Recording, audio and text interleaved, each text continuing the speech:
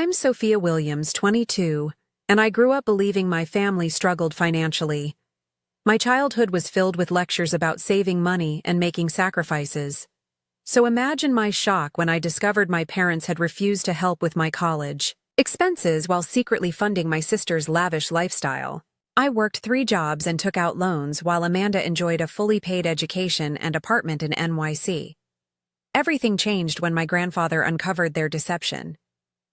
If you're watching this right now, drop a comment letting me know where you're from, hit that like button, and subscribe to join me on this journey of betrayal and unexpected justice. Growing up in a modest 2-story home in a middle-class neighborhood in Boston, Massachusetts, I never questioned that we had what my father called just enough. Our life wasn't extravagant, but it was comfortable. My sister Amanda came along when I was 3, completing our family of 4. From the beginning, she had a natural charisma that drew people to her. With her golden curls and infectious laugh, she charmed everyone she met, especially our parents. My mother, Lisa, worked in hospital administration at Boston Medical Center. She managed schedules and paperwork with the same precision she applied to keeping our home immaculate. My father, Robert, was an accountant at a mid-sized firm downtown. He was strict about finances, constantly reminding us that every penny counts, and you don't get anything in this world without working for it. These phrases became the soundtrack of my childhood.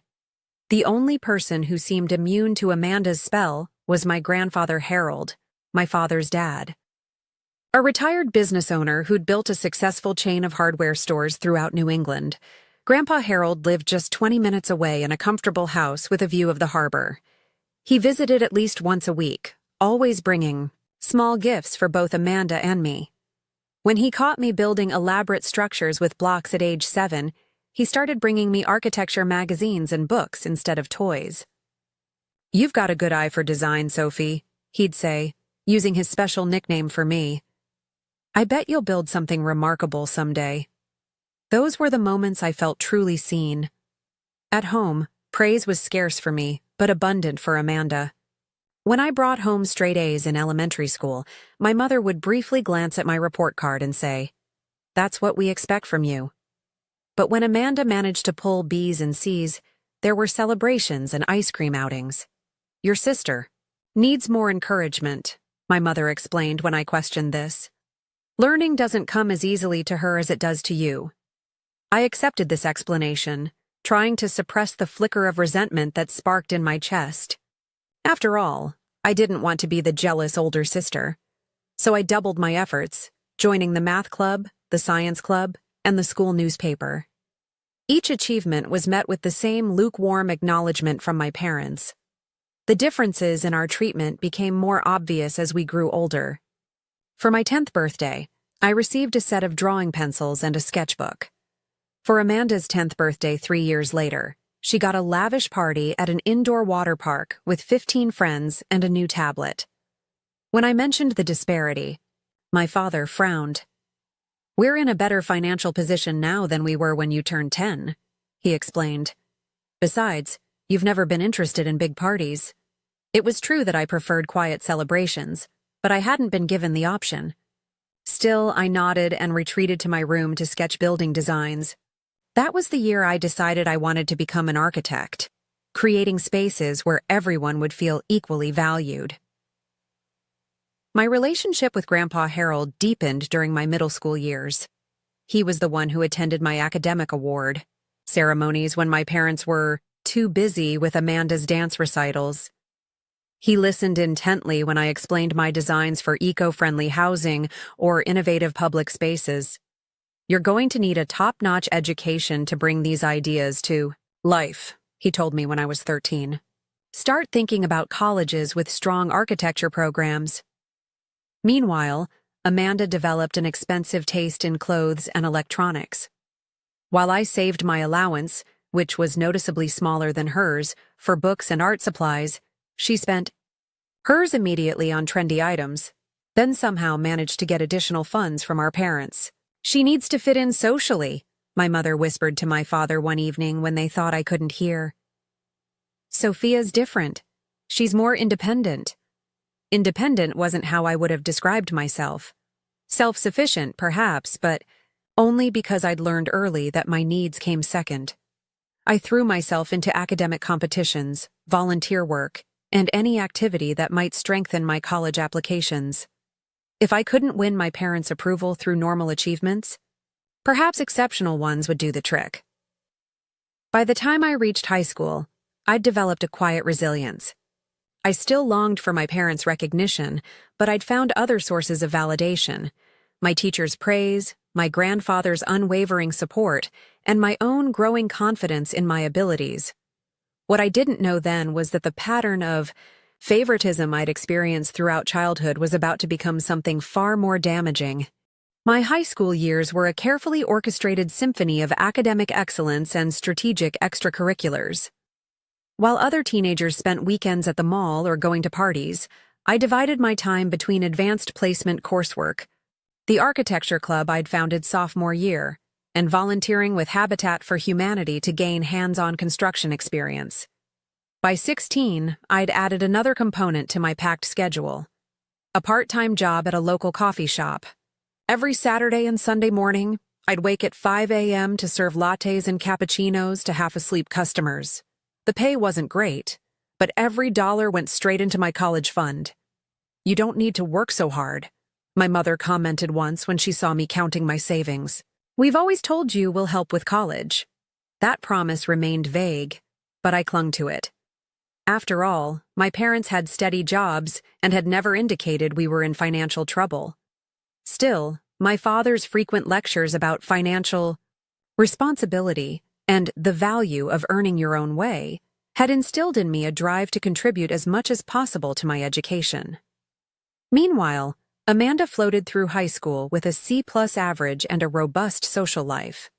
Her bedroom looked like a boutique, with designer clothes spilling from her closet and the latest electronics charging on her nightstand.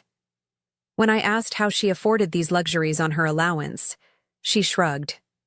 "Mom and Dad understand that. Social connections are important for my future," she said, applying another coat of expensive nail polish. "Not everyone can be a brainiac like you." During my junior year, I began researching architecture programs in earnest. Cornell University became my dream school. Their program was consistently ranked among the top 5 in the country. When I mentioned this to my parents over dinner, my father cleared his throat uncomfortably. "Ivy League schools are extremely expensive, Sophia," he said, exchanging glances with my mother. "Maybe you should consider state options." "But with my GPA and extracurriculars, I might qualify for scholarships," I countered. "And you've always said education is important." "Of course it is," my mother interjected smoothly. "We just want you to be practical." Practical became their favorite word whenever college came up. Still, I applied to Cornell and 5 other schools with strong architecture programs, including 2 state universities as backups. My guidance counselor, Ms. Patel, reviewed my applications and nodded approvingly. "With your credentials, you should get into most of these," she said. "The question will be financing." "Have you had the money talk with your parents yet?" I hadn't, not specifically. Whenever I tried to pin them down on numbers, they changed the subject or gave non-committal answers about seeing what we can manage when the time comes. The acceptance letters began arriving in spring of senior year. Cornell said yes, along with 3 other top programs. My hands trembled as I showed the Cornell letter to my parents, expecting at least this achievement would earn their enthusiasm. "We need to discuss this," my father said, his expression unreadable. "Let's talk after dinner." That evening became etched in my memory as the moment my world shifted. We sat at the dining room table, my Cornell acceptance letter between us like an unwelcome guest. "Sophia," my father began, folding his hands, "we're very proud of your acceptance, but we need to be realistic about finances. Your mother and I have reviewed our situation, and we simply can't afford to contribute to your college education." The statement hit me like a physical blow. "What? But you've always said—" "We said we'd help if we could," my mother interrupted. "But with the economy and our current obligations, it's just not possible." "What obligations?" I asked, my voice rising. We live in a paid-off house. Both of you have stable jobs. There are things you don't understand about adult finances, my father said dismissively. The responsible thing would be to start at community college and transfer later, or take a gap year to save more money. Tears burned behind my eyes, but I refused to let them fall. Amanda starts college next year, too. Are you telling her the same thing? My parents exchanged another look, one I couldn't interpret. Your sister's situation is different, my mother said carefully. She has different needs. The conversation ended with me retreating to my room, shell-shocked. The next day, I made appointments with financial aid officers at all the universities that had accepted me. I applied for every scholarship I could find, even ones where I barely met the criteria. I increased my coffee shop hours and added a second job shelving books at the local library. Ms. Patel helped me navigate federal loans and work-study options. I've never seen a student work this hard to make college happen, she said. Your determination is remarkable, Sophia. While I scrambled to piece together funding, Amanda casually mentioned she'd been accepted to a small private college in New York with decent financial aid. When I asked about specifics, she was vague. Mom and Dad are handling all that boring paperwork stuff, she said with a wave of her hand. I just need to pick my meal plan and dorm preferences. The contrast in our situations couldn't have been more stark. I spent my final high school months working 30 hours a week on top of maintaining my grades, while Amanda attended a series of senior parties and shopped for dorm room decor. By graduation, I'd secured a partial scholarship to the State University's architecture program, along with loans and a work-study position. It wasn't Cornell, but it was a solid program that wouldn't leave me in crippling debt. As I accepted my diploma, I searched the audience for my family. My parents and Amanda were there, looking appropriately proud. But it was Grandpa Harold's beaming face that gave me strength. The one person who never questioned my worth or my dreams. You've only just begun, he whispered when he hugged me after the ceremony. The best is yet to come.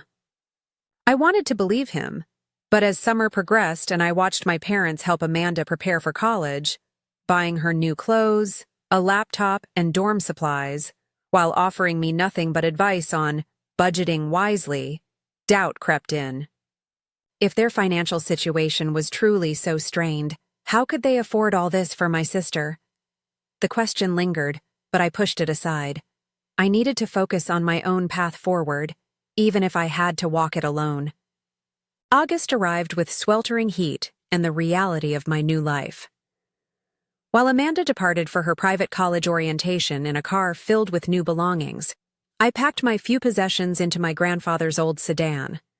The State University had accepted me into their architecture program, not Cornell, but still respectable. My partial scholarship covered about 40% of my tuition, with federal loans bridging some of the gap. The rest would come from my savings and ongoing work. My new home was a cramped apartment 15 minutes from campus, shared with 3 other students trying to minimize living expenses. My room, if you could call it that, was barely large enough for a twin bed and a desk. The closet-sized space had one saving grace, a window that allowed natural light for my drafting work. It has potential, my mother said when she and my father dropped by briefly after helping Amanda settle into her dorm. They didn't stay long, citing the long drive back to Boston. Classes started, and I quickly established a punishing routine. Mondays, Wednesdays, and Fridays began with classes from 8 a.m. to 3 p.m., followed by shifts at the campus library until 9 p.m. Tuesdays and Thursdays, I attended classes until noon, then worked at a local cafe from 1 p.m. until closing. Weekends were split between studying, studio time, and additional cafe shifts. Sleep became a luxury, averaging 4 to 5 hours a night. The architecture program was rigorous, demanding precision and creativity in equal measure. Many of my classmates struggled even with their full attention dedicated to studies. I fought to keep up while working 30 hours a week, often completing design projects in the dead of night under my desk lamp while my roommates slept. By October, the physical toll became evident. I lost weight my already slim frame couldn't afford to lose. Dark circles took permanent residence under my eyes. During one design critique, I nearly fainted from a combination of exhaustion and having skipped meals to finish my project. "Ms. Williams," Professor Carlson said after class, his bushy eyebrows furrowed with concern, "your work shows promise, but your current pace is unsustainable. Is everything all right?" I considered lying but found myself too tired to manufacture a convincing story. "Financial constraints," I admitted. "I need to work to stay enrolled." He nodded thoughtfully. "Many students face similar challenges. Have you explored all scholarship options? The department has some discretionary funds for exceptional students." That conversation led to a small departmental scholarship the following semester. Not enough to quit either job, but sufficient to reduce my hours slightly. It was the first kindness I'd encountered in months, and it brought me to tears in the privacy of my room. Phone calls home became increasingly rare and uncomfortable. My parents asked cursory questions about my classes but changed the subject. When I mentioned financial struggles, when I asked about Amanda, they brightened noticeably. "She's adapting beautifully," my mother gushed during one call. "She's joined a sorority and is thinking about business marketing as a major." "How's she handling her work-study job?" I asked, assuming she at least had one like most students. A pause. "Oh, we wanted her to focus on academics and social networking her first year. Those connections are so important for her future." The statement hung between us like an accusation. Why was Amanda's focus valued while I was expected to manage everything simultaneously? I swallowed the question, knowing it would only lead to another lecture about different needs and personal responsibility. During my first visit home, for Thanksgiving, I noticed changes in our house. New furniture in the living room, a renovated kitchen with stainless steel appliances. Amanda's room sported fresh paint and a queen-sized bed replacing her old double. "Business has been good at Dad's firm," my mother explained when she caught me staring at the new refrigerator. "We needed some updates."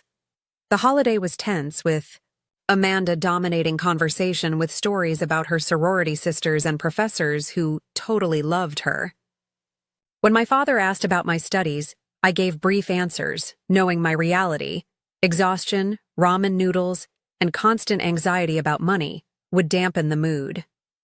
Back at school, winter brought new challenges.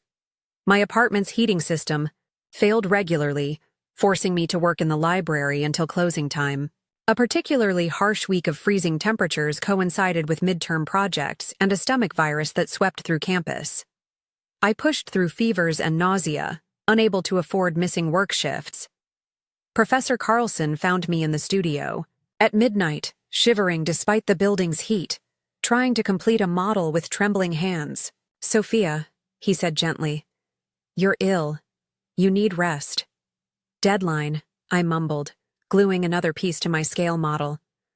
"I'm extending your deadline by 3 days," he said firmly. "As your academic advisor, I'm concerned about your well-being. This isn't just about grades anymore." That night I finally broke down. In my cold apartment, wrapped in every blanket I owned, I called the one person I knew would listen without judgment, Grandpa Harold. "Sophie," his warm voice came through the phone, instantly comforting. "It's been too long. How are you really doing?" The simple question of genuine concern demolished my carefully constructed facade. Between sobs, I confessed everything: the grueling schedule, the physical exhaustion, the isolation from normal college experiences, and the growing suspicion that my struggles were unnecessary given my parents' apparent financial comfort. "This isn't right," he said after listening patiently. "Your parents told me they were contributing to your education. I specifically asked them about both you and Amanda." His revelation added confusion to my emotional turmoil. "Why would they lie to him? I'm sending you something," he said decisively. "Not charity, but an investment in your future. And I'll be looking into this situation more closely." 3 days later, a check arrived with a note. "For tuition and living expenses this semester. Focus on your education. We'll talk more soon. All my love, Grandpa. The amount was enough to quit one of my jobs and move to a better apartment with reliable heating. I cried again, but this time from relief.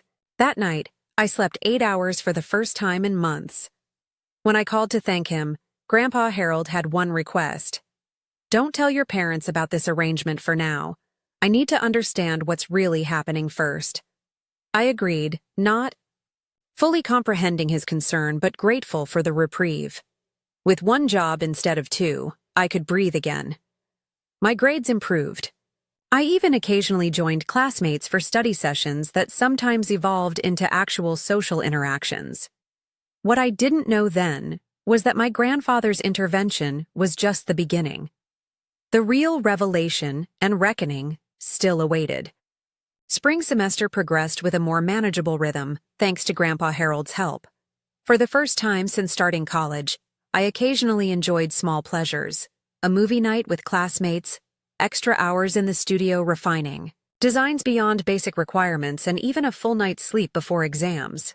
The dark circles under my eyes faded slightly, and I no longer counted eating regular meals as a luxury.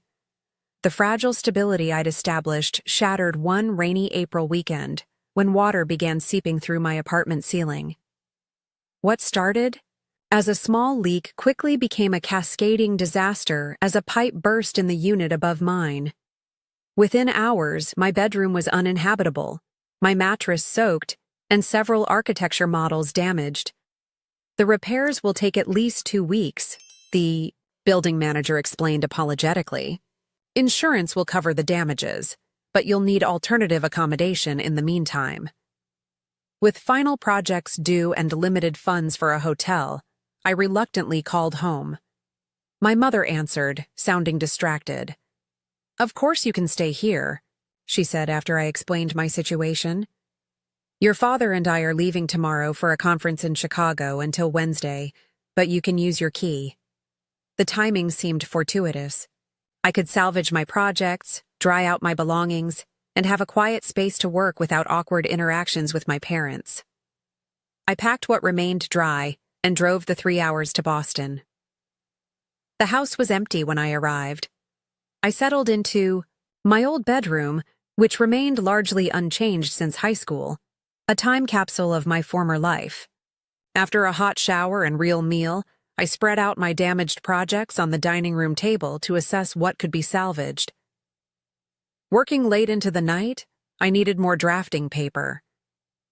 Remembering my father kept supplies in his home office, quietly opened the door to the room that had always been off-limits without permission during my childhood. The office was immaculate as always, with everything meticulously organized. I found the paper in a cabinet and was about to leave when I noticed a folder on his desk labeled Amanda College. Curiosity and a sense of unease prompted me to look inside. What I found shattered everything I thought I knew about my family.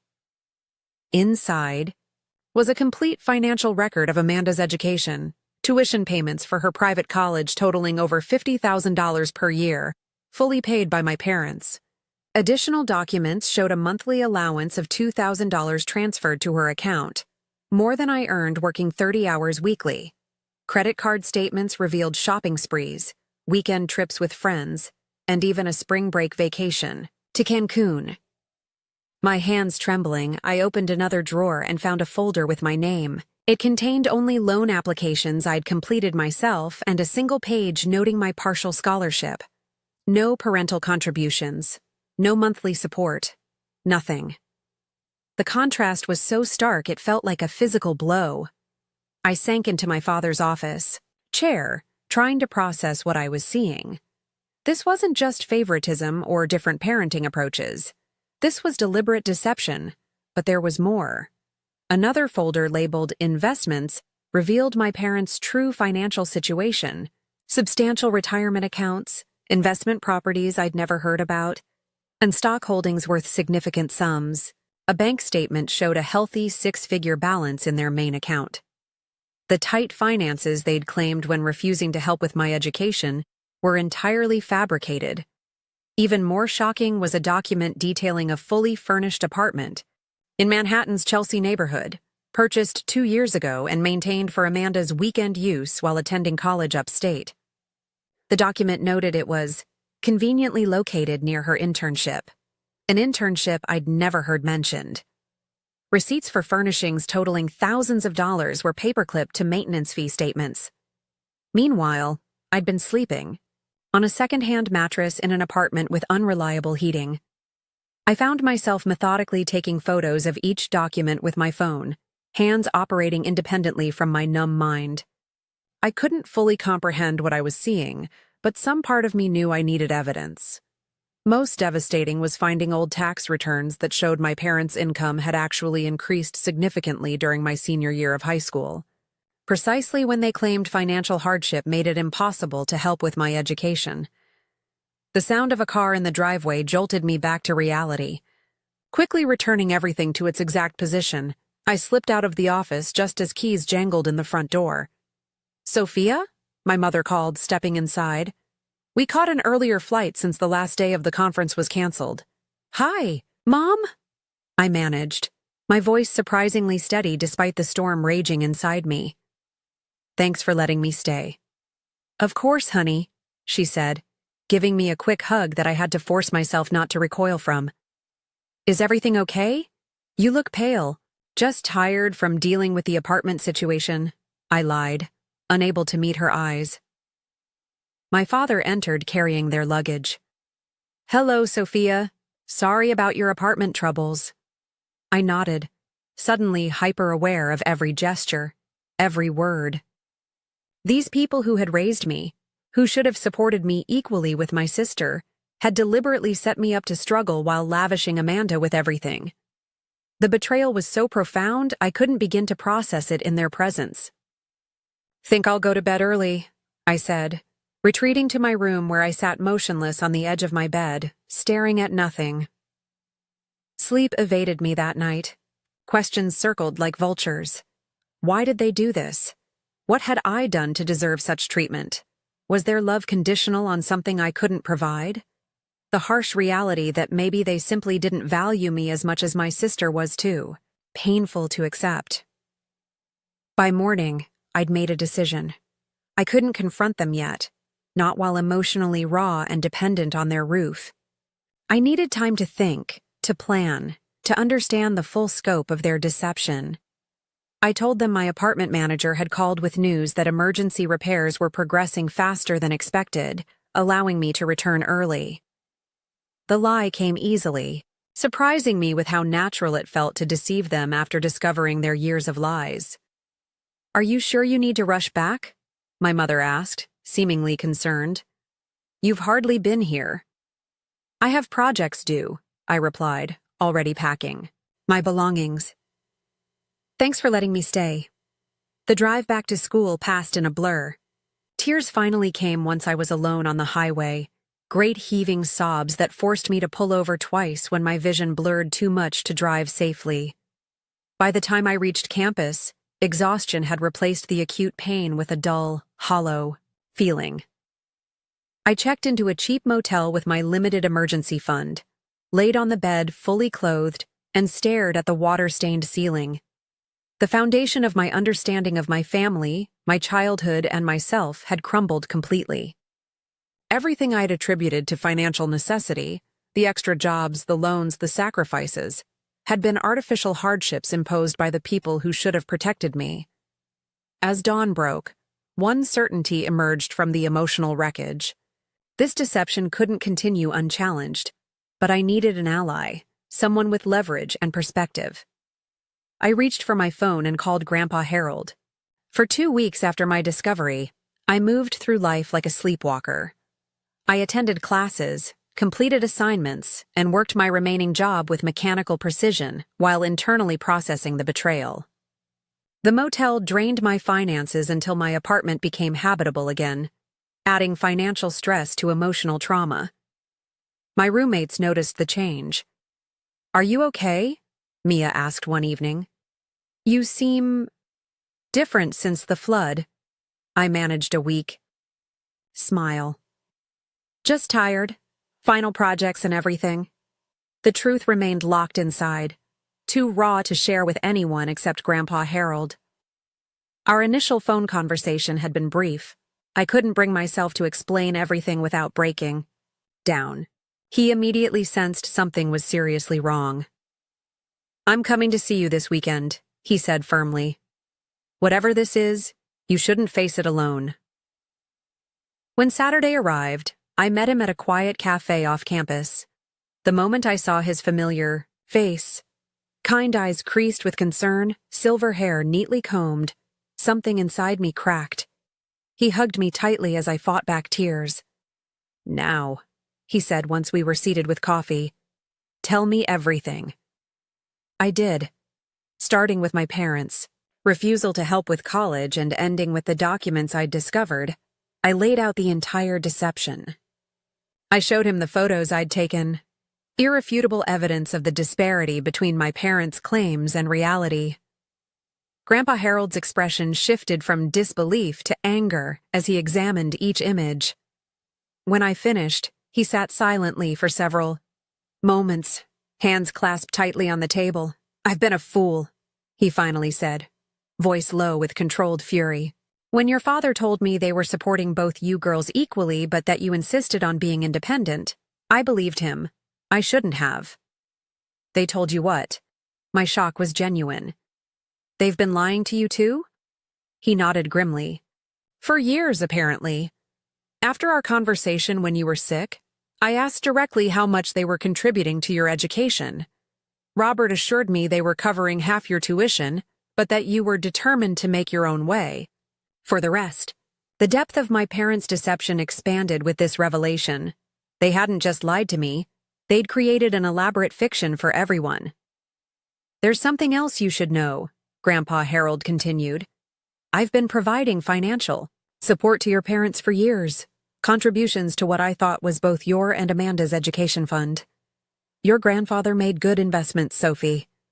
I'm not wealthy by any measure, but I've always prioritized helping with my grandchildren's futures." The revelation hit me like a physical blow. My parents had taken money intended partially for my education and diverted it entirely to Amanda's, while forcing me into debt and exhaustion. "Why would they do this?" I whispered, the question that had haunted me for weeks. Grandpa Harold shook his head slowly. "I don't know, but it's time we found out. This stops now." We spent hours developing a plan, though my instinct was to confront my parents immediately. Grandpa Harold suggested waiting until Thanksgiving, now just 3 weeks away. "You need to finish your semester strong," he insisted. "Your education comes first. Besides, Amanda will be home then. She deserves to know the truth too. She's as much a victim of their manipulation as you are, just in a different way." The bow. Intervening weeks passed with excruciating slowness. I threw myself into final projects, channeling my anger and hurt into my work. Professor Carlson commented on the emotional depth suddenly evident in my designs, unaware of its source.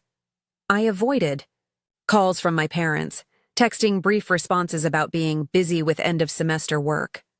Each message from them now seemed suspect, their expressions of pride or interest hollow, knowing what I did about their true feelings. Thanksgiving arrived cold and clear. I drove to Boston with a strange calm, knowing the family dynamic I'd known. My entire life would not survive the day. Grandpa Harold would arrive separately, timing his entrance for maximum impact. Amanda had already arrived when I pulled into the driveway. She greeted me with her usual casual hug, chattering about her sorority's formal and classes she found totally boring, but whatever. Looking at her now, I couldn't summon the resentment I'd expected. She hadn't created this situation. My mother bustled around the kitchen preparing the traditional feast, pausing occasionally to ask Amanda about school friends or comment on her new haircut. My father watched football in the living room, calling out questions about my apartment situation. Without looking away from the screen, the familiar patterns felt surreal given what I knew. I moved through pre-dinner pleasantries like an actress playing a role, waiting for the right moment. It came after turkey was served, when everyone had filled their plates and the conversation lulled. I set down my fork, took a deep breath, and spoke clearly. "I need to discuss something important with all of you." My mother's smile faltered. "Can it wait until after dinner, dear? This is family time." "That's exactly why it can't wait," I replied evenly. "This is about our family." I retrieved my phone from my pocket and placed it on the table, screen displaying the first of many financial documents. 3 weeks ago, when I stayed here during my apartment repairs, I found something in Dad's office. Actually, I found many things. My father's face drained of color. "You went through my private papers?" "I went looking for drafting paper," I corrected. "But yes, I saw your folders labeled with our names. I saw the tuition payments for Amanda's college. I saw the monthly allowance that exceeds what I make working 30 hours a week while trying to maintain my GPA. I saw the Manhattan apartment you purchased for her weekend use. And I saw your actual financial statements that prove you've been lying about not being able to help me with school." Silence descended on the table. Amanda looked genuinely confused, glancing between our parents with furrowed brows. "What is she talking about?" she asked. "You said Sophia wanted to be independent. You said she refused your help." Another lie, revealed. I hadn't imagined this twist, that my parents had created false narratives for both of us. My mother recovered first. "Sophia, this is inappropriate dinner conversation. We can discuss this privately." "No," I interrupted firmly. "No more secrets. No more private conversations where the truth gets twisted. Amanda deserves to know how you've manipulated both of us. I deserve an explanation for why you forced me into exhaustion and debt while giving her everything." My father's expression hardened. "You had no right to snoop through confidential information. This is a violation of trust." The irony of his statement struck me as darkly comical. A violation of trust? What would you call systematically favoring one child over another while lying to both about it? What would you call taking Grandpa Harold's money meant for both our educations and spending it all on Amanda? At the mention of Grandpa Harold, both my parents paled further. Amanda looked increasingly distressed. "Is this true?" she asked our parents. "Have you been giving me everything and Sophia nothing?" My mother reached for her hand. "It's more complicated than that, sweetie. Your sister has always been so capable, so independent. You needed more support. Stop." My voice cut through. Her excuses. "Stop pretending this was about need. Amanda isn't helpless. She's perfectly capable too. This was a choice you made because for whatever reason, you decided I deserve less." My father stood abruptly. "That's enough. You've always been difficult, Sophia. Always questioning, always challenging us. Amanda appreciates what we do for her. You just take and demand more." His words struck deep, revealing the ugly truth I'd suspected but couldn't accept. Their support was conditional on my compliance and gratitude, not my actual needs. "Is that why?" I asked quietly. "Because I don't blindly accept everything. Because I have my own opinions and goals." Before either could answer, the doorbell rang. Perfect timing. "That would be Grandpa Harold," I said. "He knows everything too." The color drained completely from my father's face as he realized the additional implications. He moved mechanically to answer the door while my mother sat frozen, hands trembling slightly. Grandpa Harold entered the dining room with a gravity I'd never seen in him before. His normally warm eyes were steel as he surveyed the table scene. "I see Sophia has started the conversation," he said calmly, taking the empty seat beside me. "Good. Because I have questions of my own, starting with why the money I've given you for years, specified for both your children's education, has only benefited one." My father attempted damage control. "Dad, this is a misunderstanding." "Don't insult my intelligence, Robert," Grandpa Harold cut him off. "I've seen the evidence. Bank statements, tuition payments, property purchases. The numbers don't lie. Even if you have. Repeatedly." He placed his own folder on the table, documents he'd gathered independently verifying everything I'd found. For 10 years, I've been contributing to what you called the Girls' College Fund. That's approximately $200,000 you've received from me with the explicit understanding it would benefit both my granddaughters. Where is Sophia's portion? The question hung in the air like a physical presence. Amanda looked between our parents and grandfather, tears forming in her eyes as she began to understand the magnitude of the deception. "I didn't know," she whispered. "I swear, Sophia, I didn't know they were doing this." I believed her. Amanda had always been self-centered, but never deliberately cruel. My father attempted a new approach. The money went where it was needed most. Sophia received scholarships. "Because I worked myself to exhaustion to earn them," I interjected. "Because I had no choice." "Amanda required more financial support for her social development," my mother added weakly. Grandpa Harold's laugh was without humor. "Social development? Sophia has been working multiple jobs while maintaining excellent grades. She collapsed from exhaustion last winter. Meanwhile, Amanda has a luxury apartment in Manhattan she barely uses. This isn't about need. It's about preference." The harsh truth silenced the room again. Amanda pushed her plate away, looking nauseated. "I've made a decision," Grandpa Harold continued after a moment.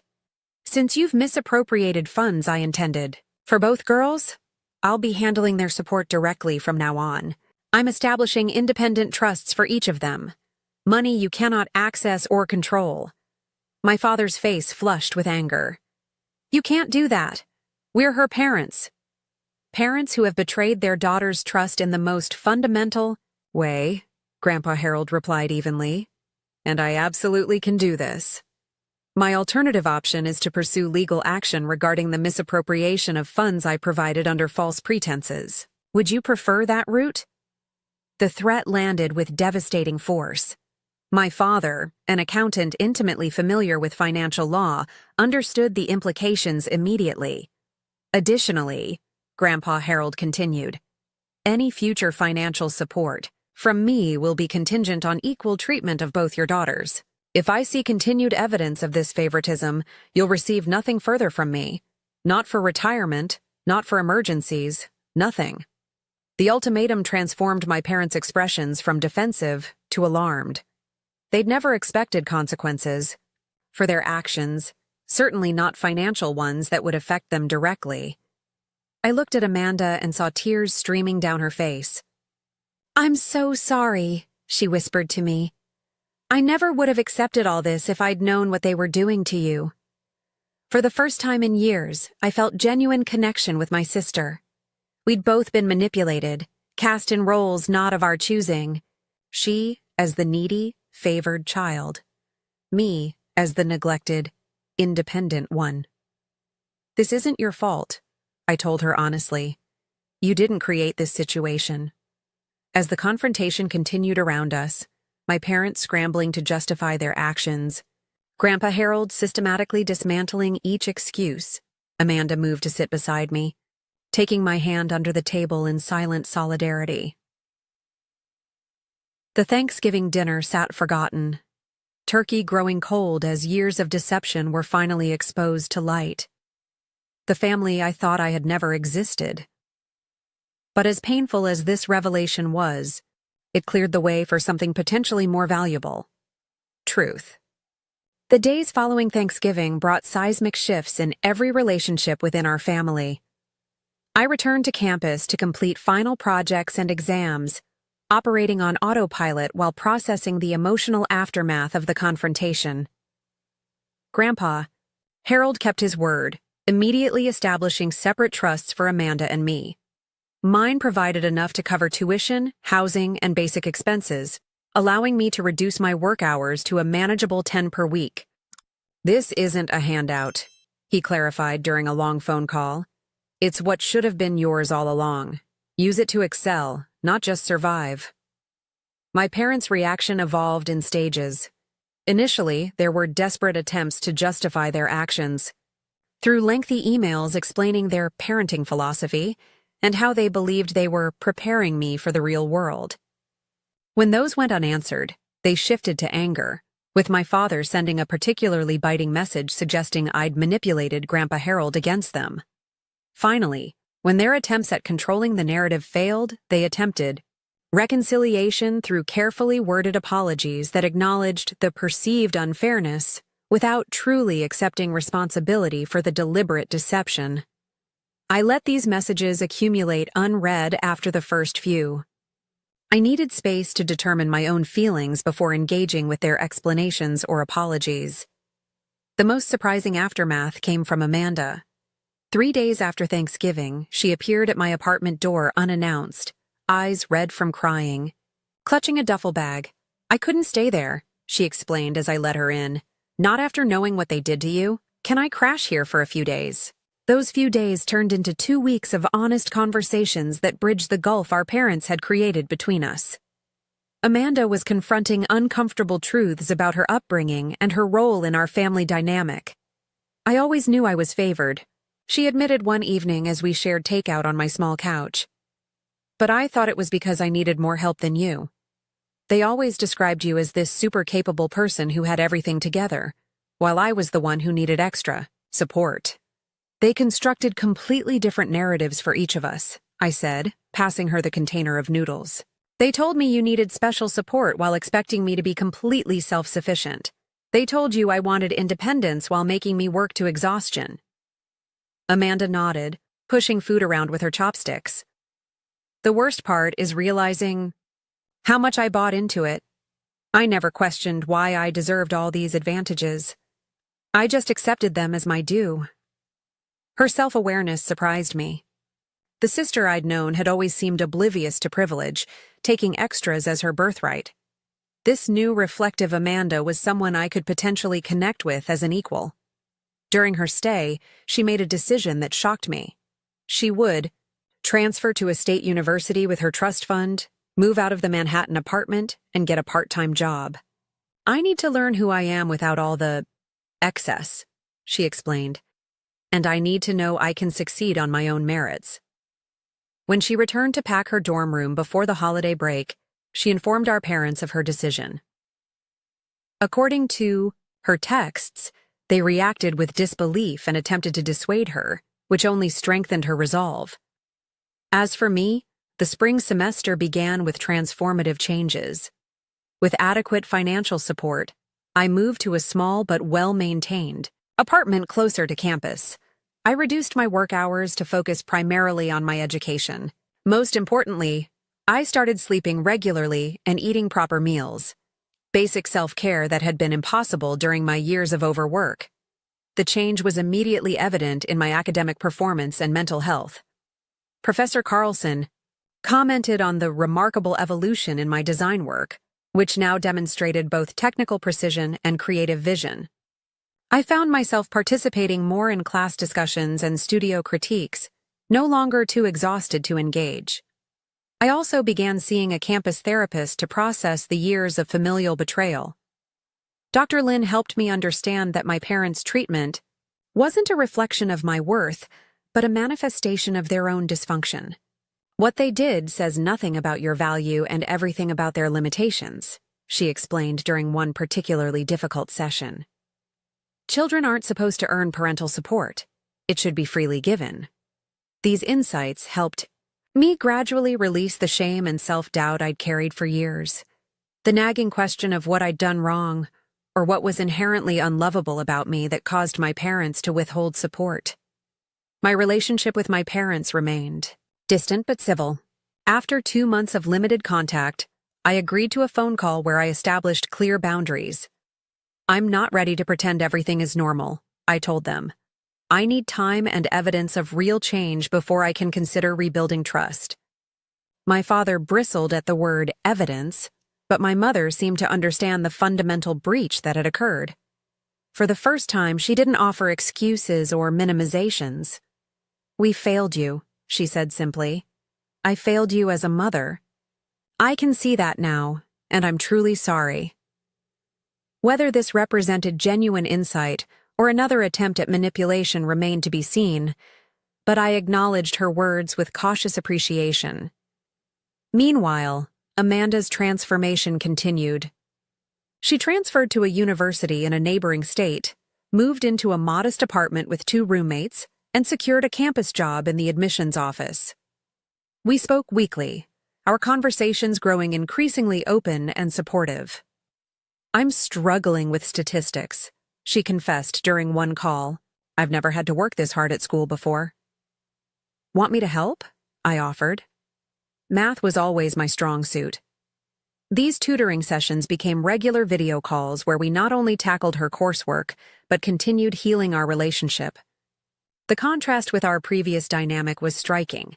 Instead of competition and distance, we were developing genuine sisterly support. Grandpa Harold remained my steadfast ally throughout this period of change. He visited monthly, reviewing my portfolio and offering perspective gained from his own experience navigating family conflict. "Your parents aren't evil people," he told me during one visit. "They're deeply flawed people who made terrible choices. Understanding that distinction helps you heal without carrying hatred." His wisdom proved valuable as I navigated complex emotions about my family. I didn't want to remain angry forever, but neither could I simply forgive and forget such fundamental betrayal. By the end of spring semester, I'd achieved the highest GPA of my academic career and received a prestigious summer internship with an architectural firm specializing in sustainable design. For the first time, I could imagine a future defined not by struggle and scarcity, but by opportunity and growth. Amanda, too, was finding her footing. She discovered an aptitude for marketing and communications once she applied herself genuinely.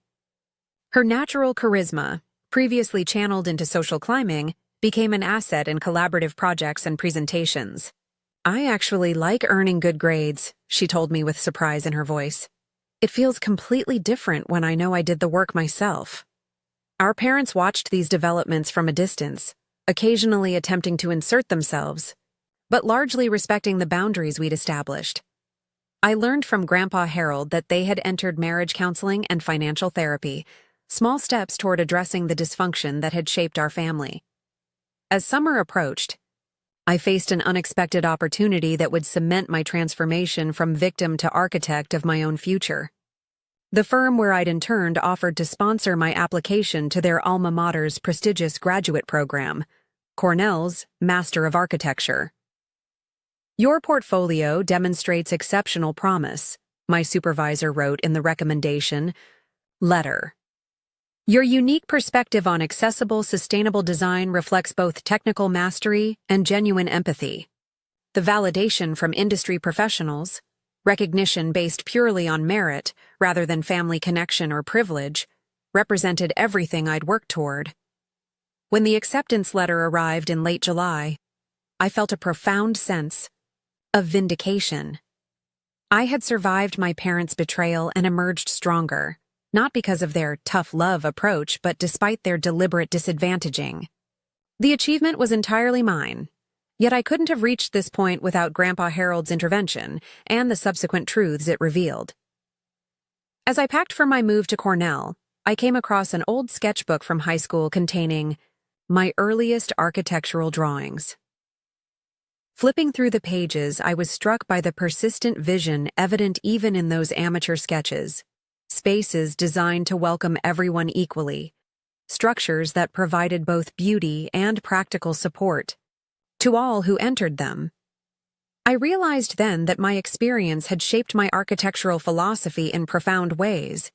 I didn't just want to design buildings, I wanted to create spaces where everyone felt valued, where access wasn't determined by privilege or favoritism, but by need and human dignity.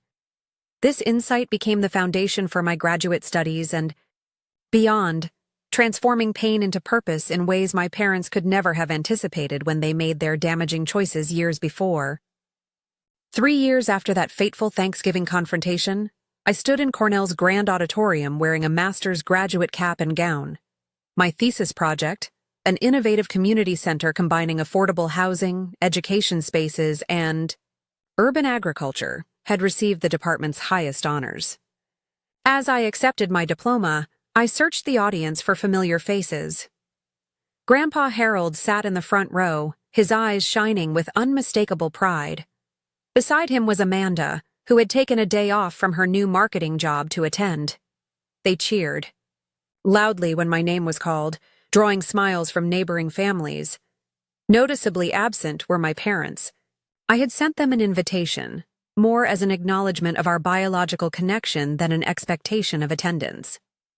Their response, a congratulatory card with a check I promptly returned, suggested they still didn't fully understand the nature of the wound they'd inflicted or what genuine healing would require. The journey to this graduation stage had been transformative in ways that transcended academic achievement. Cornell's program had challenged and nurtured me, allowing my architectural vision to mature without the constant weight of financial anxiety. My designs had evolved from technically proficient to genuinely innovative, incorporating principles of equality and accessibility that reflected my personal philosophy. After the ceremony, Grandpa Harold embraced me tightly. "Your grandfather would have been so proud," he said, voice thick with emotion. "He always said you had the vision to build something remarkable." "I couldn't have done it without you," I replied, realizing the full truth of those words. Without his intervention, I might have continued struggling indefinitely, never discovering the extent of my parents' deception or experiencing the freedom to pursue excellence unburdened. Amanda hugged me next, her enthusiasm genuine. "That community center design is incredible, Sophia. The way you integrated the learning spaces with living areas, it's like you created an actual community, not just a building." Her observation touched me deeply. Amanda had become surprisingly insightful during her own journey of self-discovery. After transferring universities, she'd flourished academically and personally, graduating with honors in marketing communications. More importantly, she developed independence and self-awareness that transformed our relationship from strained tolerance to genuine affection. We celebrated with dinner at an upscale restaurant Grandpa Harold insisted on, despite my protests, about the expense.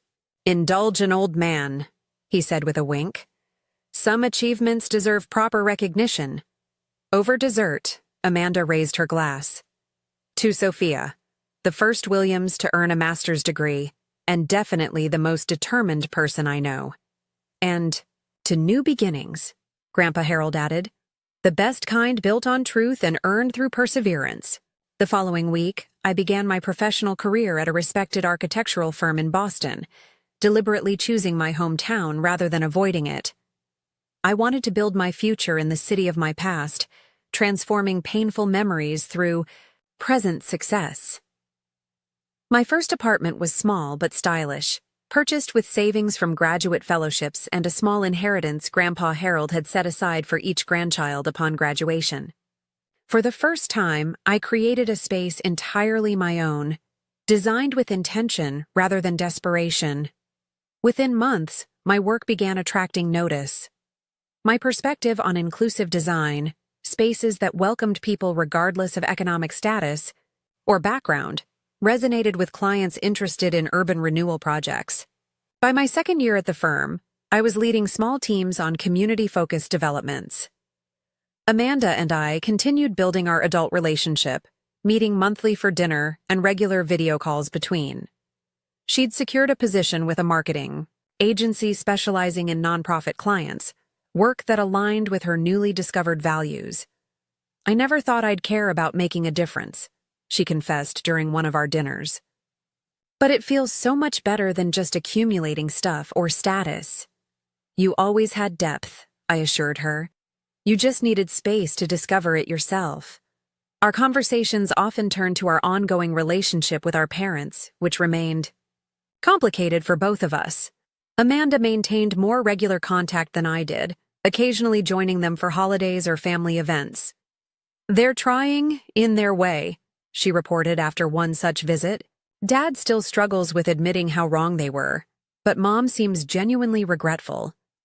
My own interactions remained limited and carefully boundaried.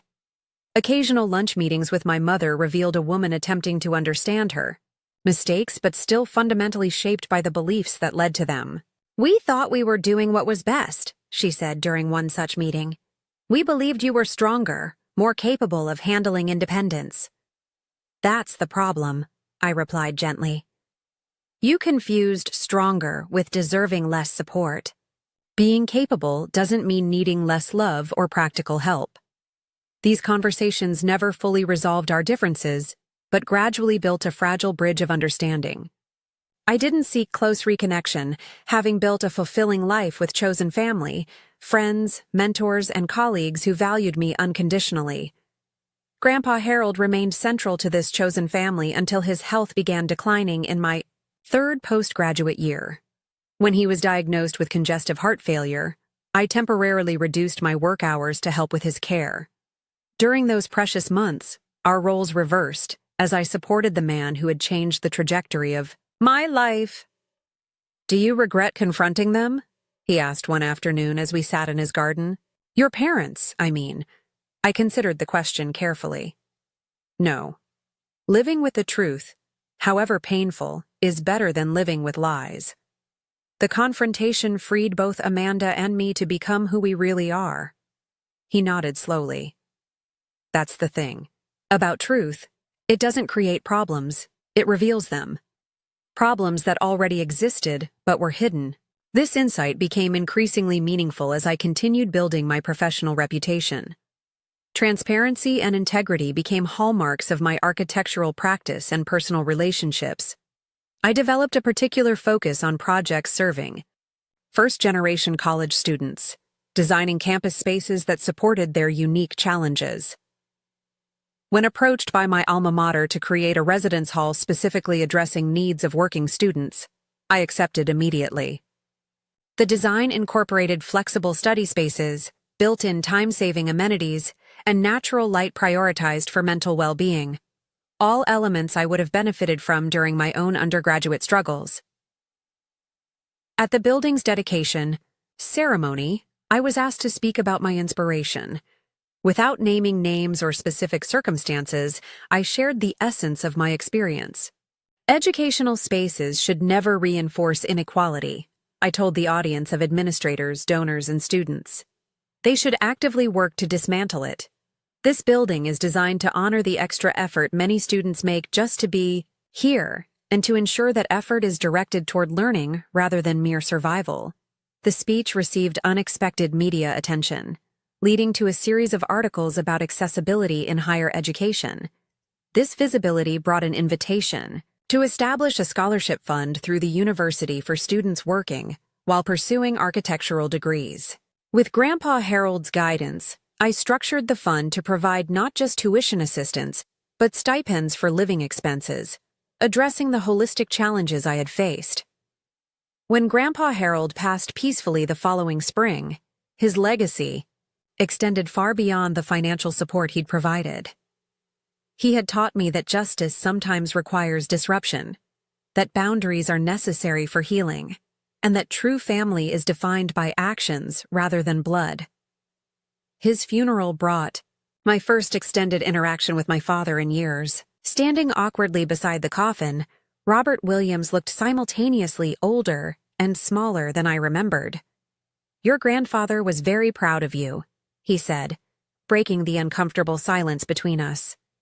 He talked about your work constantly.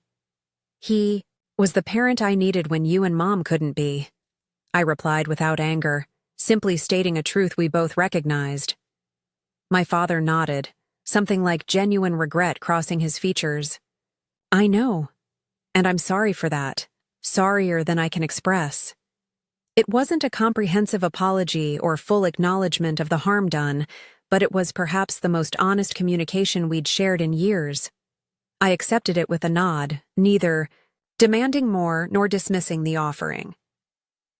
As I approach my 30th birthday, I've come to understand that healing isn't a destination, but a continuing journey. The injustice I experienced shaped me profoundly, but it doesn't define me. The buildings I design, the scholarship recipients I mentor, and the relationships I nurture reflect choices I've made rather than reactions to my parents' failures. Amanda and I have developed a relationship neither of us could have imagined during our childhood. One based on mutual respect and genuine affection rather than competition or resentment. She recently confided that she's considering graduate school herself, having discovered academic interests beyond what our parents ever encouraged. I keep thinking about what I might have accomplished if I'd applied myself from the beginning, she admitted during a weekend visit to my home. Don't go down that road, I advised. We can't change the past, only build something better going forward. This perspective governs my ongoing relationship with our parents as well. I've established careful boundaries that protect my well-being, while allowing for limited, structured interaction. Complete estrangement isn't necessary, but neither is pretending the past didn't happen. We exist in a careful equilibrium of acknowledgement, without intimacy. The most profound lesson from this journey isn't about familial betrayal, but about self-worth and perspective.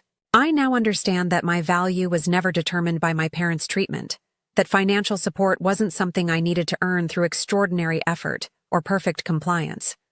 Every student who receives assistance through my scholarship fund hears this message explicitly. You deserve support because of your humanity, not despite your need for help. Your worth isn't measured by independence, but by integrity and purpose. This truth guides my personal and professional life, a foundation more solid than any building I might design. The structures I create will eventually age and be replaced, but this understanding of inherent human value remains timeless.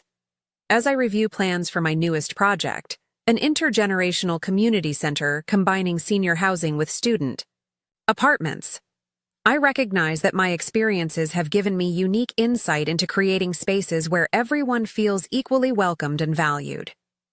My story continues to unfold, not defined by what was withheld from me, but by what I choose to give.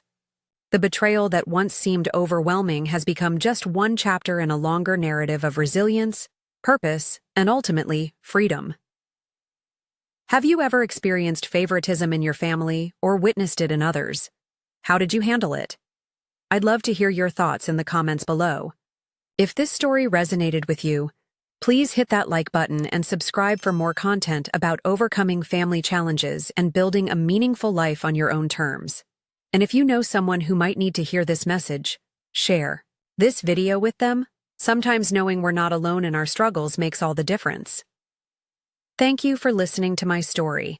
And remember, your worth isn't determined by how others treat you, but by the integrity and purpose you bring to your own journey.